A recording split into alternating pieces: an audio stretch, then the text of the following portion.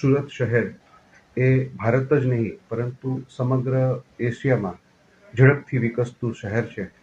એ અનુસંધાને ઘણી વખત આ વિકાસના પાછળ ઘણા અસામાજિક તત્વો ખોટી રીતે આર્થિક લાભ મેળવવાના હેતુથી અમુક ખરેખર જેન્યુઅન ફરિયાદીઓ સાથે છેતરપિંડી, વિશ્વાસઘાત કરી અને ઘણા પ્રકારના ગુના આચરતા હોય છે.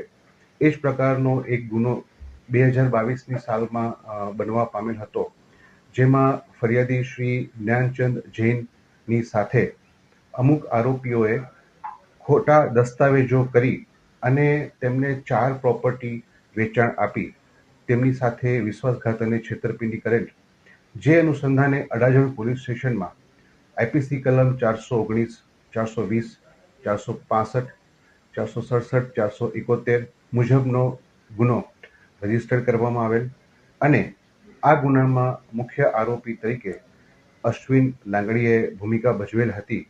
અશ્વિન લાંગડિયા ઉપરાંત અન્ય 7 એટલે કે ટોટલ 8 આરોપીઓને અત્યાર સુધીમાં ધરપકડ કરવામાં આવેલ છે અને આ જ આરોપીઓ પૈકી એક આરોપી ઉપવન જૈન કે જે પણ સુરતનો જ રહેવાસી હતો, તે પોતે ગુનો આચર્યા બાદ તુરત જ દુબઈ ભાગી ગયેલો હતો. આ ગુનામાં આરોપીઓએ ખોટા ડ્રાઇવિંગ લાયસન્સ, આધાર કાર્ડ, ચોરીના સ્ટેમ્પ અને પાન કાર્ડનો ઉપયોગ કરી ફરિયાદીને અલગ અલગ સુરતમાં 4 જગ્યાની પ્રોપર્ટીનું વેચાણ કરી કુલ 3 કરોડ ઉપરાંતની રકમનો વિશ્વાસઘાત છેતરપિંડી કરેલ. જે અનુસંધાને ઉપવન જૈન દુબઈ ખાતે નાસી ગયેલ છે તેવી માહિતી મળતા તુરંત જ તેના વિરુદ્ધમાં લુકઆઉટ સર્ક્યુલર ઇસ્યુ કરવામાં આવેલ.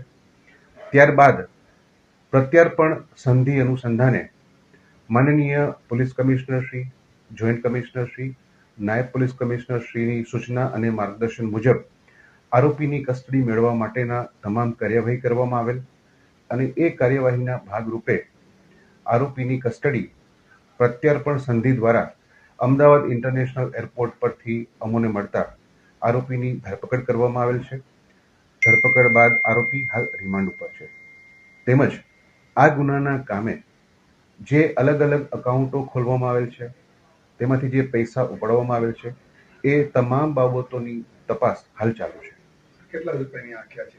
ટોટલ 3 કરોડ અને 66 લાખ રૂપિયાની આ સમગ્ર વિશ્વાસઘાત અને છેતરપિંડીનો બનાવ બનવા પામેલ છે.